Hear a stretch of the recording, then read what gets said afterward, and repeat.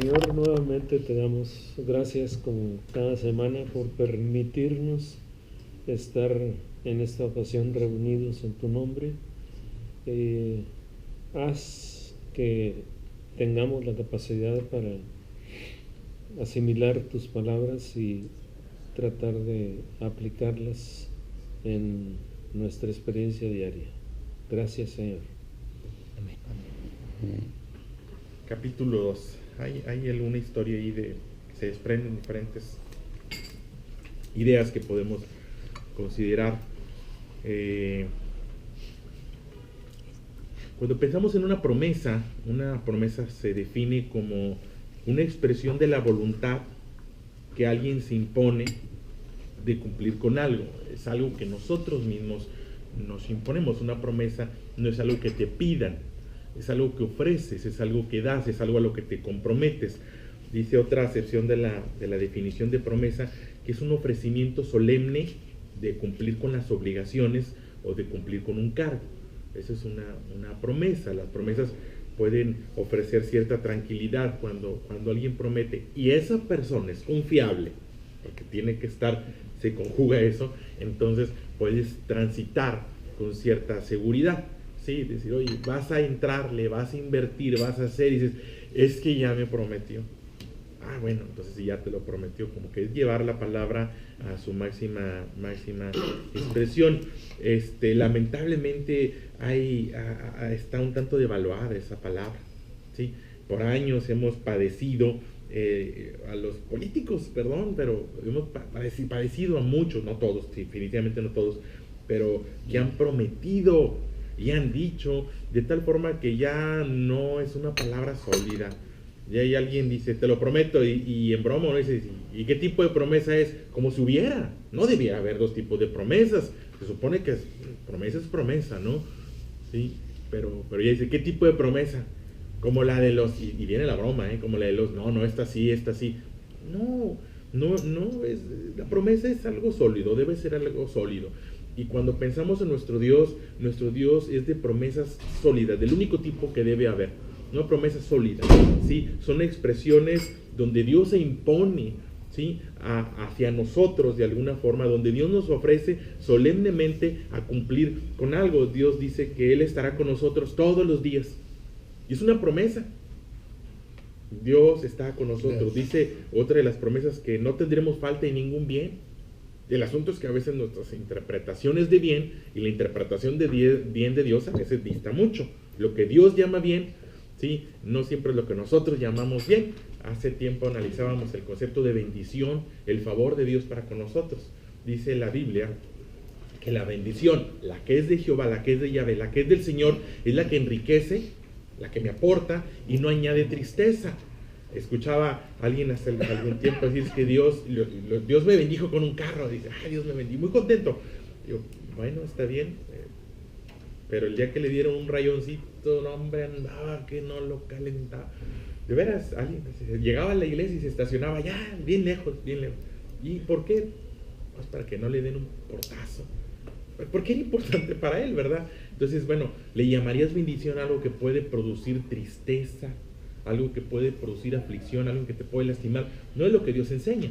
Las promesas de Dios, lo que Dios da, no viene acompañado, no trae esa factura de tristeza. Y bueno, hablando de las promesas, ¿sí? Porque seguimos una promesa por fe, están estos personajes, y yo quiero resaltarlos, una acción que tuvieron ellos. Se ha hablado mucho a propósito de la temporada de los reyes, dice de los magos del oriente, dice Mateo 2, cuando Jesús nació en Belén de Judea, en días del rey Herodes, vinieron del oriente a Jerusalén unos magos, algunas otras traducciones dice algunos sabios, ¿sí? Unos sabios del oriente, y llegaron a Jerusalén diciendo, ¿dónde está el rey de los judíos que ha nacido?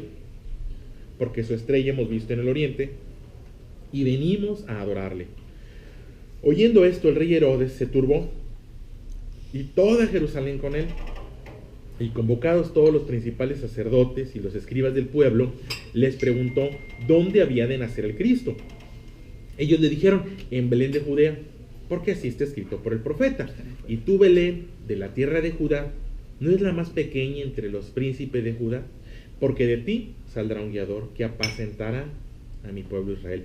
Entonces Herodes, llamando en secreto a los magos, indagó de ellos diligentemente el tiempo de la aparición de la estrella. Enviándolos a Belén, dijo: id allá y averiguad con diligencia acerca del niño.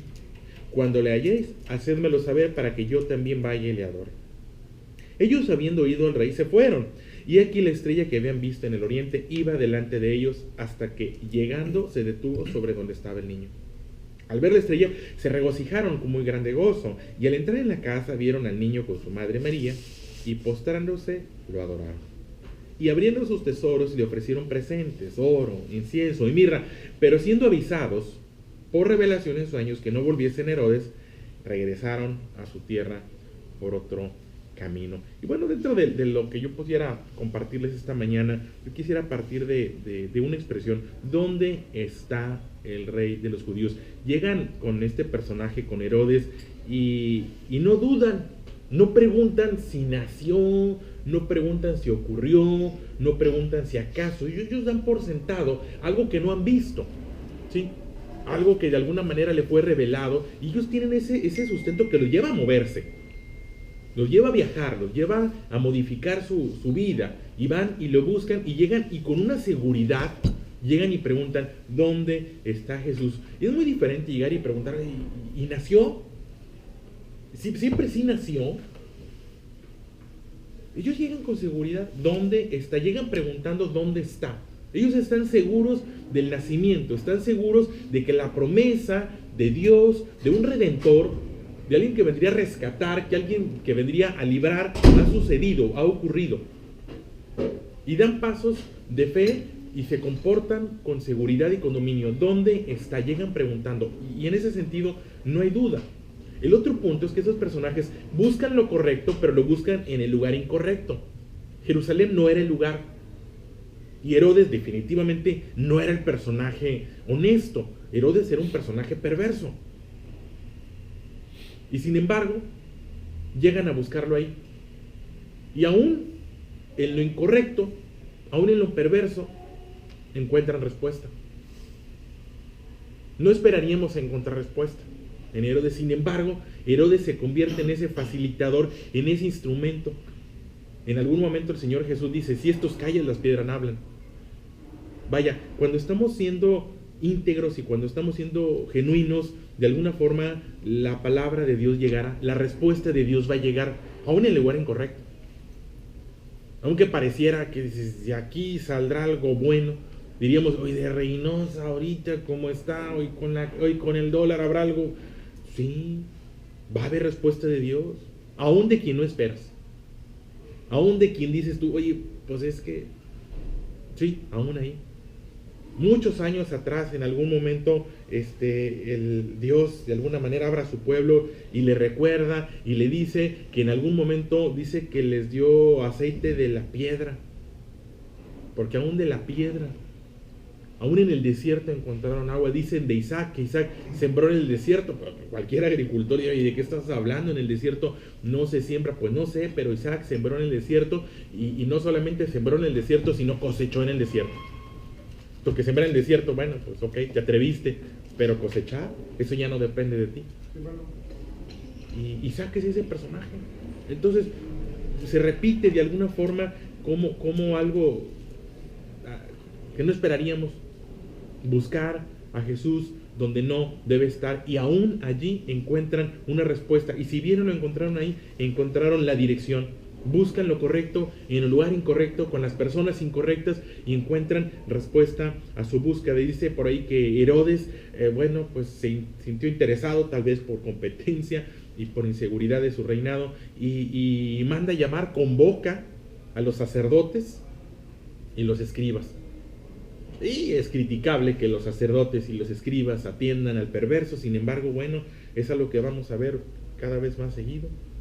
Cómo de pronto los hombres de fe, los personajes de fe, que no debieran de codearse con los perversos, atienden y le hacen comparsa al perverso. Bueno, es una crítica de algo que ocurre también en nuestro tiempo. Hace tiempo me preguntaron a mí: ¿y qué andabas haciendo en esa reunión? Y yo pues me sentía avergonzado y dije: sí, es cierto. Hay reuniones a las que yo no debo de asistir. Hay personajes con los que yo no me debo de reunir, con los que no debiéramos. La Biblia dice, con algunos no te sientes ni a comer. Es criticable.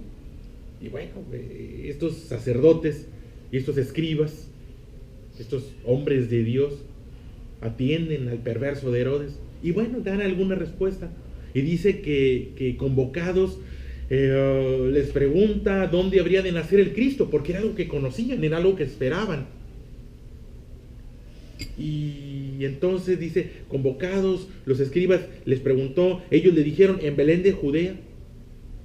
Y cuando escucharon que en Belén de Judea había de nacer ese guiador que saldría, que apacentará al pueblo, dice que se cimbraron, ¿sí? Dice que Herodes se cimbró y todo Jerusalén con él. Herodes se turbó y todo Jerusalén se turbaron. Y sin embargo no hicieron nada. Ni Herodes, ni los sacerdotes, ni todo Jerusalén se movieron a Belén. Todos siguieron su vida normal. Muchos sabían dónde buscar a Jesús. Después de esa noticia, muchos sabían dónde buscar a Jesús. Sin embargo, no fueron a buscar a Jesús. La gente sabe dónde está la palabra de fe. La gente sabe dónde está lo correcto. La gente sabe que si se acerca a alguna iglesia, si se acerca a algún sacerdote, algún pastor, va a escuchar. La gente sabe. Igual que hace 2000 años, sin embargo, no hacen nada. Continúan con su vida. Saben dónde está lo correcto, saben dónde está la solución.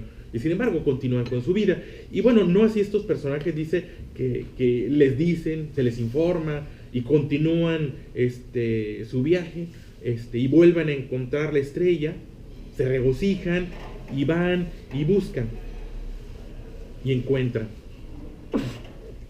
Y yo quiero resaltar aquí este punto que tal vez es mi punto central. Los magos, los sabios, fueron a buscar al Jesús de la promesa y encontraron al Jesús de la promesa. Fíjense, no encuentran al Jesús que camina sobre las aguas, no encuentran al Jesús que convierte el agua en vino, no encuentran al Jesús que levanta un paralítico, no encuentran al Jesús que provocó que recuperara la vista un ciego o que un paralítico volviera a caminar. Encuentran al Jesús de la promesa. Buscan al Jesús de la promesa y encuentran al Jesús de la promesa. Se trasladan desde el oriente, invierten sus recursos, sus tiempos, sus capacidades, sus habilidades en función del Jesús de la promesa. ¿Qué promesa? Bueno, ahí mismo en San Mateo, en el capítulo 1, ¿sí? En el verso 21, se habla de esa promesa. Y dará a luz un hijo, están ahí, en el 1:21. Y dará a luz un hijo, y llamará su nombre Jesús, porque él salvará a su pueblo de su pecado. Es todo y es suficiente. El ser salvo, el ser librado del pecado, el ser salvo, el ser librado del error. ¿Lo vieron? No sé. ¿Lo experimentaron? No sé. Lo que sé es que le adoraron, ¿sí? Al Jesús de la promesa. A veces nosotros queremos resultados de parte de Dios, y yo sé, lo sabrá, pero a veces hasta que no vemos o que no veamos no queremos actuar. No sé si recuerdan a ese personaje Tomás que le hablaban y le decían, oye, Jesús resucitó, y él decía, no creo. No era suficiente la promesa de resurrección. Jesús dijo que iba a morir y Jesús dijo que iba a resucitar, pero no fue suficiente para Tomás. Tomás decía, mientras no lo vea, mientras no meta yo mis dedos, qué grosero. Y a veces la gente dice, mientras el Señor no haga, mientras no se componga, mientras no se arregle, mientras no cambie, condicionando. No es lo que hacen los magos.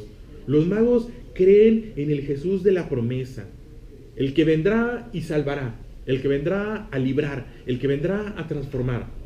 Pero no lo vieron, no lo experimentaron, y aún así se acercaron, ¿sí?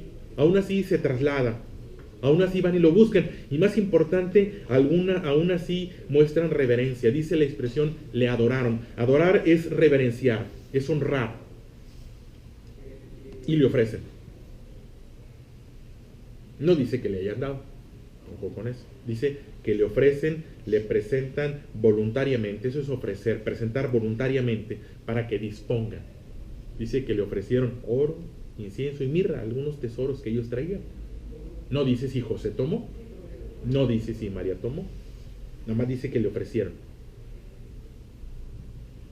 Es interesante ver eso, porque a veces queremos tener una relación con el Dios de las acciones, y primero debemos de tener una relación con el Dios de las promesas, confiar en el Dios de las promesas.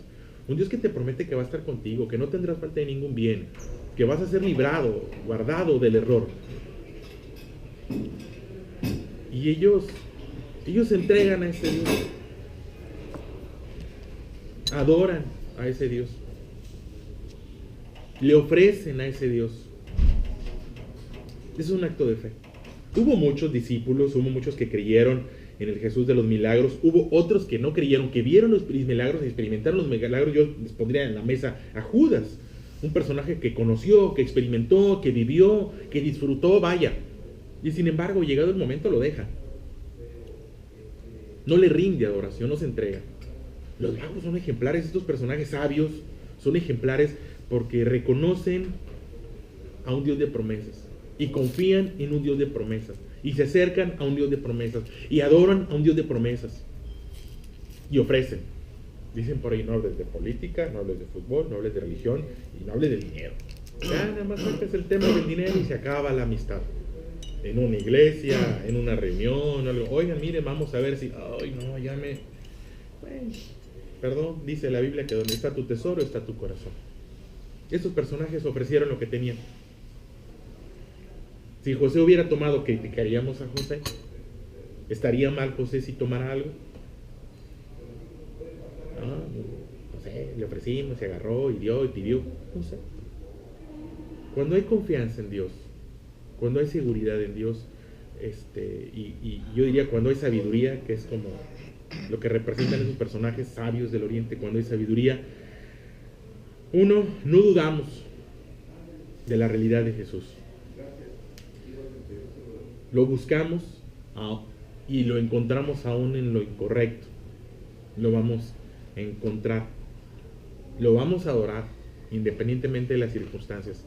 Independientemente que no veamos sus milagros. Hay quien, repito, espera ver milagros. Hay quien dice: mientras no me sane, mientras no mejore mi empresa, mientras no se componga, mientras la situación no cambie.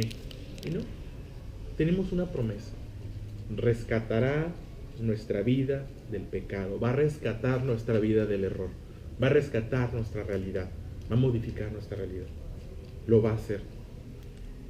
Y le adoramos por lo que Él es, no por lo que Él ha hecho. Le adoramos por lo que Él es, no por lo que hará en nuestra vida. Eso vendrá después. Y en ese sentido, estos personajes son ejemplares y nos ponen la rayita en el lugar correcto. Adorar a Dios, reverenciarlo, honrarlo por lo que es, por la promesa, ¿sí? No por lo que veamos. Tal vez nos toque ver, tal vez no nos toque ver, y no debe de disminuir nuestra fe, no debe de disminuir lo que le ofrecemos a Dios. ¿Qué le ofrecemos a Dios? Bueno, no debe de estar determinado por lo que Él ha hecho, sino por lo que Él es y por lo que Él puede hacer. Entonces, yo les dejo esa idea. Estos sabios que buscaron y reaccionaron y atendieron a la promesa de Dios. Hay muchas promesas en nuestra vida. Todas en algún momento se habrán de cumplir. Y actuamos seguros de ellas. Seguros de que, yo insisto, que nuestro Dios está presente. Aunque tú digas: es que no lo veo. Ellos no vieron a un Jesús rey. Ellos no vieron a un Jesús en un trono. Tal vez lo vieron en el momento más vulnerable, dependiente de María, totalmente dependiente, nada autónomo, insuficiente tal vez desde la perspectiva humana. No parecía un Dios, no lucía como un Dios, no se comportaba como un Dios, sumamente frágil desde la perspectiva humana. Sin embargo, le adoran.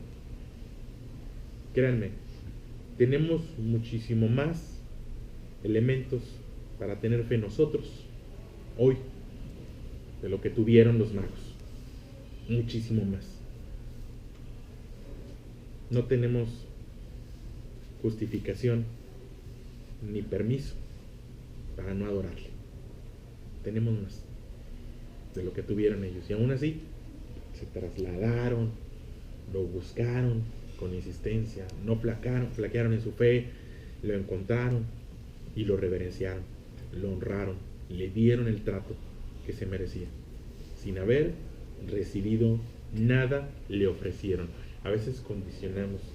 De niño recuerdo que iba a la iglesia y había una cancioncita que nos enseñaron y la ofrenda, y si tú das un peso, el Señor te da dos. Así nos enseñaron. Crecimos mal.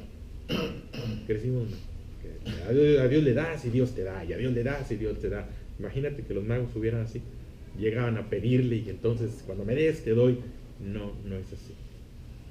No es el ejemplo que nos dejan y no es la fe que debemos tener. Creemos en las promesas de Dios y actuamos en función de las promesas de Dios con solidez, porque las promesas de Dios no son promesas de gobierno, son promesas de Dios. Ahí se los dejo a su consideración. De lo que espera, está seguro, pero se encuentra con personas que no tienen esa confianza. ¿Qué recomendarías tú para quien no teniendo esa confianza de que Dios lo va a proveer todo sin pedir nada a cambio? ¿Cómo le haces para que tenga más fe? O sea, para que sí sabe que cuenta con Dios, pero titubea. O sea, lo que decías ahorita de doy, o sea, espero dar cuando me den. Pues eso no tiene chiste. O sea, si me dan 100 y doy 10, pues está muy bien, pero la confianza de que te va a dar aunque tú no des, esa es la que no sé cómo hacer para que se incremente esa fe. La semana pasada, no sé si recuerdan, hablábamos de ese tema de la fe y les decía que consciente o inconscientemente todos tenemos fe. Todos tenemos fe. Todos hacemos cotidianamente muchos actos de fe. El asunto es que no tenemos fe en Dios. Y les ponía un ejemplo muy burdo, muy brusco tal vez, pero cuando tú llegas a un Starbucks, por citar un ejemplo, citaba el ejemplo, tú llegas y tú ordenas y tú pides y tú pagas, te cuesta dinero. Tú llegaste al mostrador y le dijiste quiero esto y esto, tu voluntad, tu capricho, tu deseo, tu antojo, y pagaste bien caro, porque es caro allí es caro, pagas 70, 80 pesos y lo pagaste. ¿Y qué recibiste? No recibes nada, no te dan nada. Si alguien te quiere hacer una crítica, puedes decir, mira qué tonto, pagaste y no te dieron nada. Y te fuiste y te sentaste. Y tú no ves a una persona intranquila en Starbucks. Todos están bien padre, bien divertidos, bien tranquilos. ¿Por qué? Porque saben que van a recibir lo que pidieron. Porque saben que lo van a recibir. Yo no he visto a nadie que diga, híjole, estoy bien preocupado. Hace 10 minutos le dije al coffee tender que quería esto y no me lo ha dado. Y ya no sé si me lo irá a dar. Estás bien confiado. Eso es un acto de fe. Cuando compras un seguro, vas y respaldas y lo compras, incluso transitas y decides. Yo le preguntaba a alguien, oye, ¿vas a sí, y vas para allá? Sí, ¿qué tiene? ¿Tengo seguro? Y ya vas, ¿qué puede pasar? Si algo pasa, tengo seguro, hasta felices. Y luego, ojalá y pase, pues me lo cambian. ¿Por qué? Estás confiado. ¿Sí? Tu seguro de vida, pagas un seguro de vida. ¿Qué vas a recibir? Nada. No vas a recibir nada. Y estás bien contento y lo pagaste. Y dices, ay, lo va a disfrutar bastante el otro, ¿verdad? Sí. ¿Pero qué haces? Son actos de fe. Pero cuando se trata de Dios, dice, ojalá tuviéramos la mitad de la fe que tienes en Starbucks o la mitad de la fe que tienes en la aseguradora, la tuvieras en Dios. La mitad. ¿Por qué digo la mitad? Es más menos. Cuando Jesús se le pidió que cuantificara la fe, los discípulos le dijeron, aumentanos la fe. Y Jesús le respondió, no ocupas mucha. Les dijo, no con otras palabras, ¿verdad? Pero les dijo, mira, si tuvieras fe del tamaño de un grano de mostaza, no sé si alguna vez han visto un grano de mostaza, pero es una cosa casi como una jonjolí. Así, mira, con tantita, así, con la mitad de la fe que le tienes a Starbucks, con la mitad de la fe que le tienes a la aseguradora, con esa es suficiente. ¿Pero qué es? Eso es actual, eso es, vas y pagas, pones los 70 pesos del café, ahí está. Y pones los 5 o 6 mil pesos del seguro, ahí está. Y los gastos médicos hablábamos ahorita, y les pones los 20 mil pesos, ahí los pones. No los pones porque tengas cáncer, no los pones, y Dios nos guarde de que tengas algo así, pero los pones por si llego a tener. Y todavía falta que te lo cumplan y que te respalden y todo. Vas con el médico y el médico te dice, aquí está, y lo único que te dio el médico fue un papelito, que dice cosas que no entiendes. Y vas y compras. No pides que te expliquen el jarabe, ni la composición química, ni el efecto que va teniendo en tu organismo.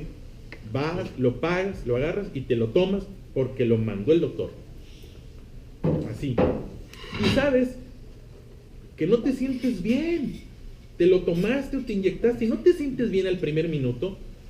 No botas el tratamiento porque te dijeron, no, espéreme, es que esto hace efecto después de una semana de estar tomando algo desagradable. Y después de estar una semana tomando algo desagradable, inyectándote algo doloroso, pagando algo bien caro, pues ya me sentí un poquito mejor. Y le sigues. Si la fe que le tenemos a Don Simi se la tuviéramos a Dios, vas y actúas. ¿Y qué dice? ¿Cuál es la fe? ¿Cómo es la fe? Fe es disciplina. No robas, no matas, no falso testimonio. Mandamiento de Dios, no se ponga el sol sobre tu enojo, eso dice la Biblia, y es un mandamiento del que a veces no hablamos. No permitas que termine el día y que tú sigas enojado. Eso dice, no se ponga el sol sobre, no permitas que se acabó el día y tú sigues de mal humor con tu esposa, con tus hijos, contigo mismo. Eso es un mandamiento de Dios, y tú pones en práctica, no voy a permitir seguir enojado más de 12 horas. ¿Sí?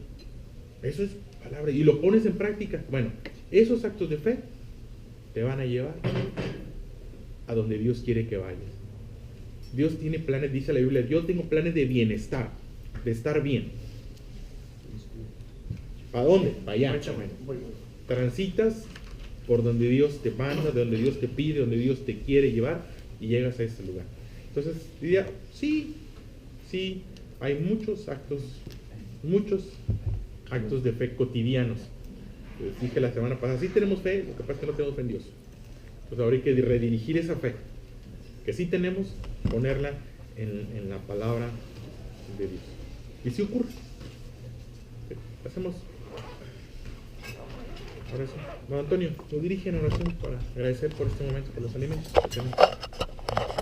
Señor, gracias por esta reunión que tenemos todos los martes, por estos alimentos que nos permites, que nos otorgues. Damos las gracias y deseamos que todos tengan que comer. Amén. Amén. Gracias, Padre Santo, por tu amor y tu generosidad para con nosotros. Gracias, Señor, que has dado a tu Hijo para que todo aquel que en Él cree no se pierda, mas tenga vida eterna. Gracias, Padre Santo, por la bendición, Señor, de tener a Jesucristo, Señor, poder tener la oportunidad de creer en Él, Padre, de creer en Él como tú mandas, Señor. Gracias, Señor, por la oportunidad de ser salvos y de tener vida eterna. El día de hoy, Señor, te pedimos tu bendición para el resto del día, Señor. Te pedimos que tú bendigas nuestra familia, nuestro trabajo y a todos aquellos que colaboran con nosotros. Bendice, Padre Santo, a todos aquellos que amamos y que están en necesidad, Señor. Te damos las gracias por esta oportunidad y nos ponemos en tus manos. En el nombre de Jesucristo, tu Hijo, nuestro Señor y Salvador. Amén. Amén. Bueno, pues